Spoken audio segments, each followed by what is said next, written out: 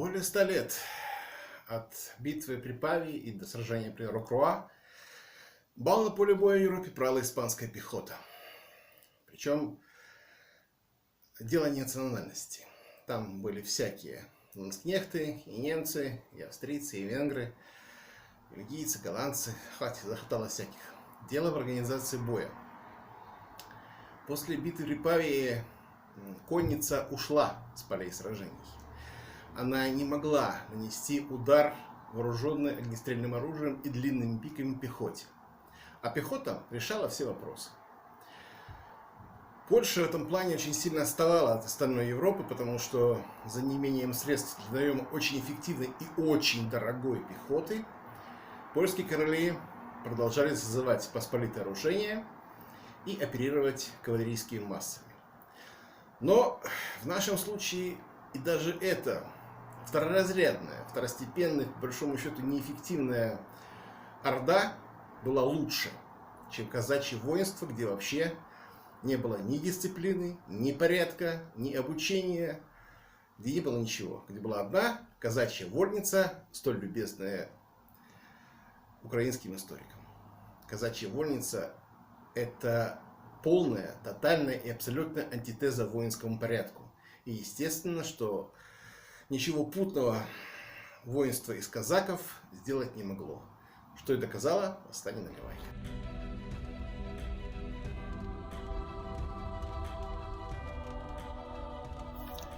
Сегодня мы поговорим о том, почему восстание Наливайко потерпело поражение с чисто военной точки зрения.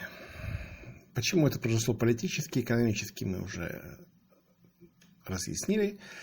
Теперь возьмем аспект гораздо более важный и актуальный. Как известно, войны в Польше XVI века велись исключительно конницей. Огромное пространство, маневр войск, необходимость переноса сражений из точки в точку на расстоянии достаточно большом, до 100-200 километров, требовала высокой подвижности войск. Высокая подвижность давалась только конному войску. Пешие войска просто не успевали, да и, собственно говоря, их таковых не было в Речи Посполитой совсем, практически. Но конная война, война всадников, так называлась, кстати, одна из польско-шведских войн в Пруссии, война всадников, Риттер-крик, к этому времени в Европе уже была не актуальна. Потому что в это время в Европе бал правила пехота. Немножко вернемся на 1000 лет назад. Во времена поздней Римской империи. Как известно, величие Рима поддерживалось римскими легионами, подразделениями из 4-6 тысяч тяжелых пехотинцев и примерно такого же количества вспомогательного войска, там, стрелков из лука, прачников, легкой пехоты и в том числе конницы. Но римская конница эквиты в конном строю не сражалась. Она передвигалась на лошадях, а если была необходимость участия в бою, эквиты спешивались и сражались в пешем строю, как и остальные легионеры. Причиной тому была невозможность нанесения полноценного удара сверху с лошади из-за отсутствия стремян. Но стремена появились. Кто говорит, что в 3-м, кто в 4-м, но достоверно известно, что в 6 веке стремена, как часть конской упряжи, уже существовали по всей Европе.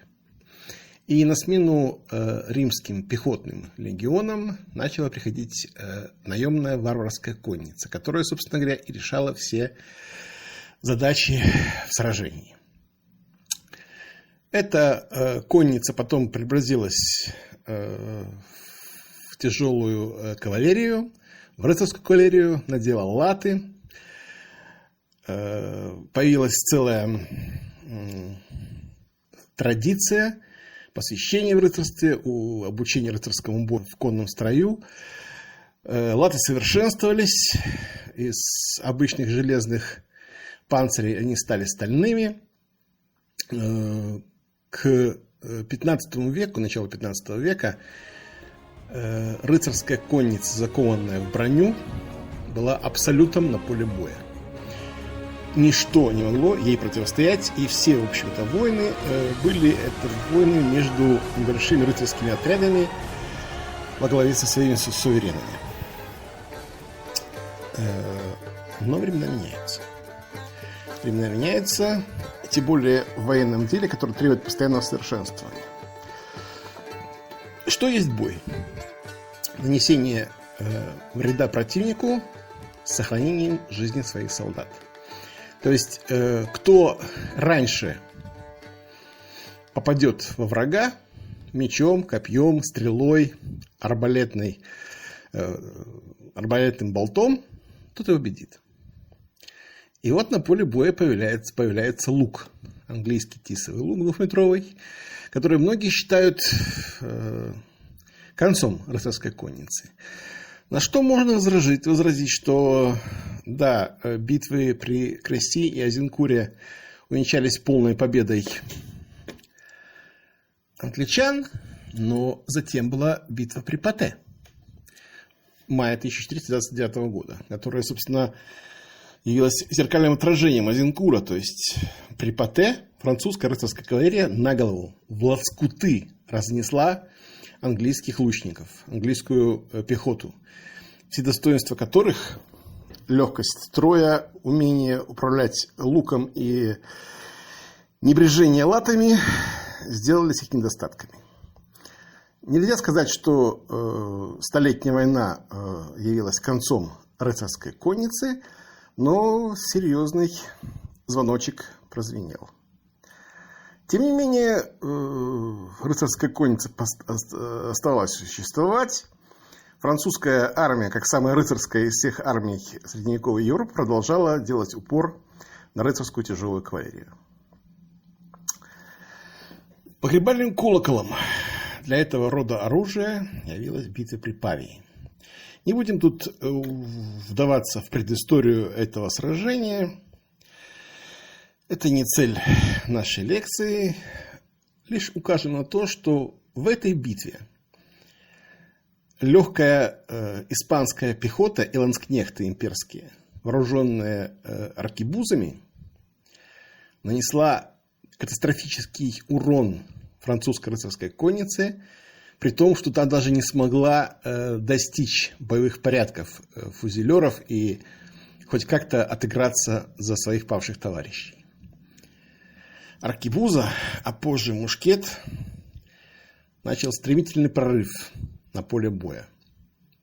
Очень быстро дорогая, очень дорогая, безумно дорогая рыцарская конница сменилась рядами пехотинцев, вооруженных мушкетами и пиками. Необходимость развертывания как можно большего количества стволов по фронту диктовала развертывание длинных линий.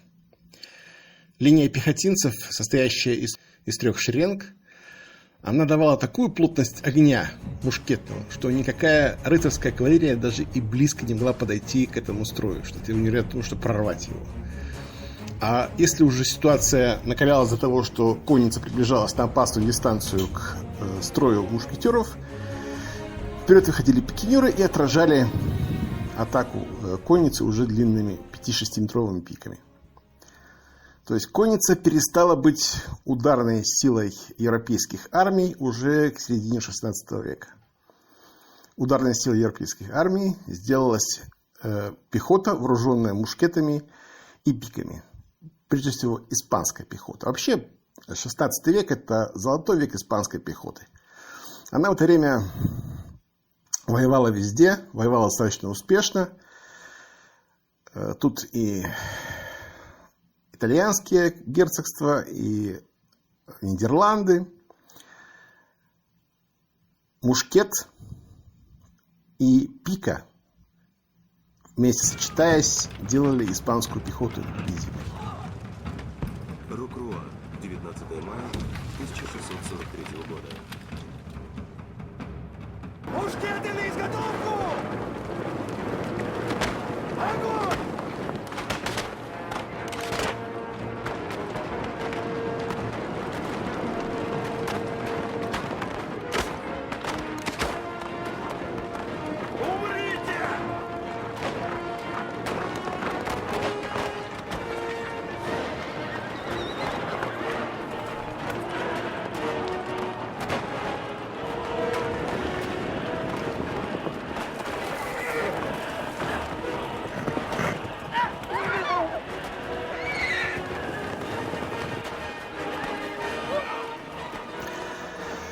А что происходит в Речи Посполитой?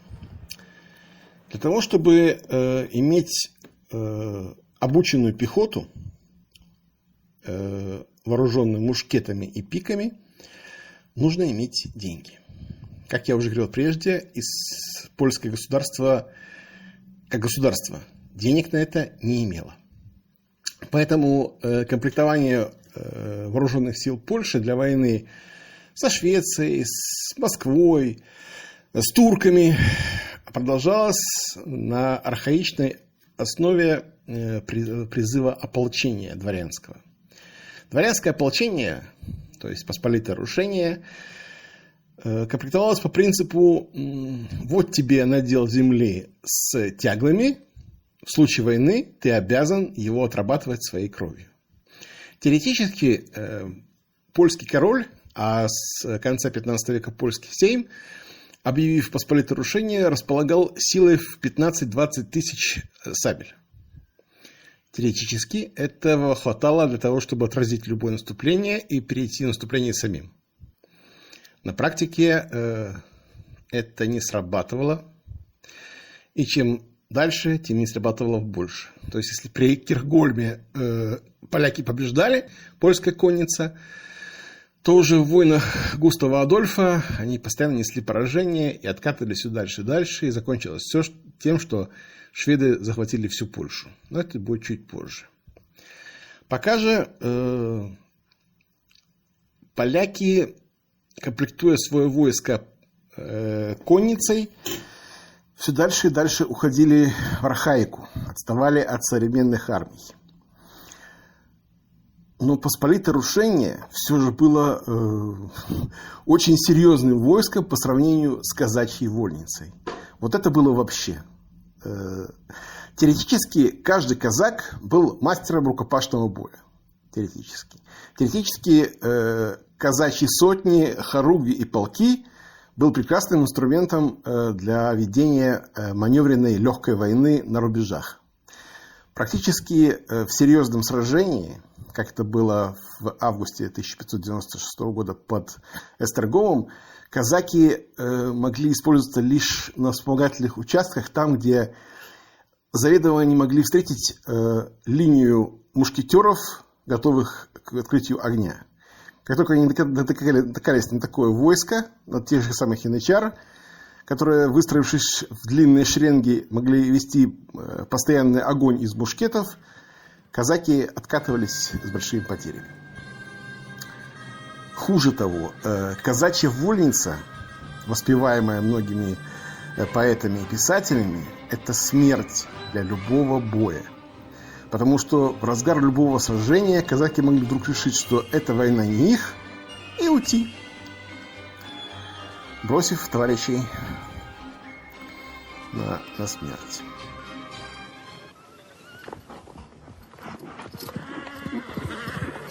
Они не подчинялись приказам, которые, например, считали неправомочными.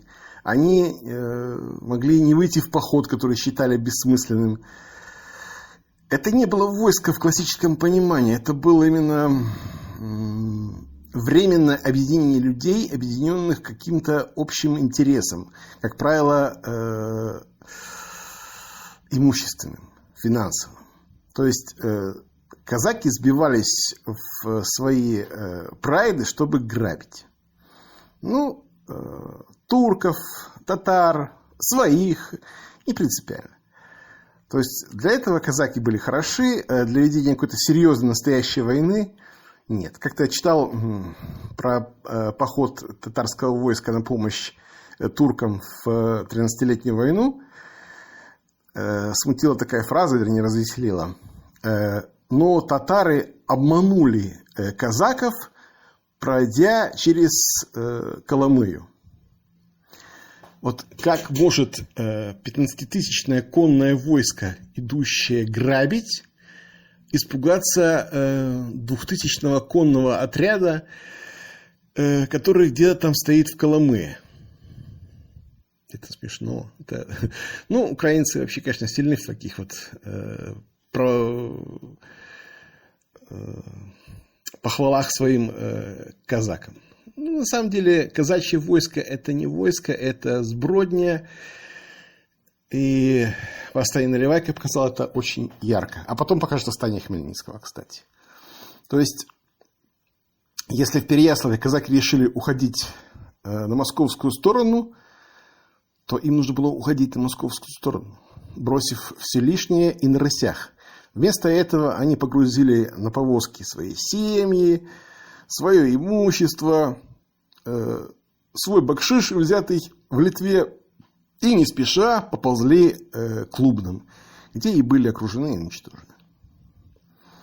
И никакой казачий атаман, никакой военный гений не мог с этим сделать ничего. Потому что в любой момент атамана можно было свергнуть и избрать нового. Поэтому восстание Наливайко не могло победить по той простой причине, что даже те не очень большие силы коронного войска, которые были у Жалкевского, это была армия. И то, что у него под рукой еще было некоторое количество посполитого рушения, это хуже, чем армия, но намного лучше, чем казаки. То есть качество войск Жалкевского было на 2 и на 1 порядок выше, чем у Наливайки. Поэтому банды казаков потерпели жестокое поражение в урочище Солоница от пусть плохо организованного, но регулярного войска Жалкевского. Это естественно и нормально, и по-другому быть не могло. То, что хорошо в стычках с конными ватагами татар, не действует в сражении с регулярной армией. И то, что у казаков были пушки, был порох, не решало ничего. Они проиграли, потому что не могли не проиграть.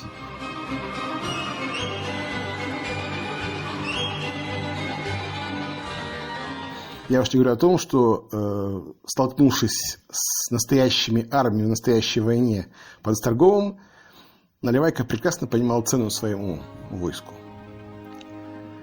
Под Эстергомом сражались настоящие армии, австрийская и турецкая. Он увидел полки янычар, двигавшиеся как одно целое. Он увидел австрийские полки, которые комплектовались из наемников и выполняли волю своего командира беспрекословно, четко и в срок.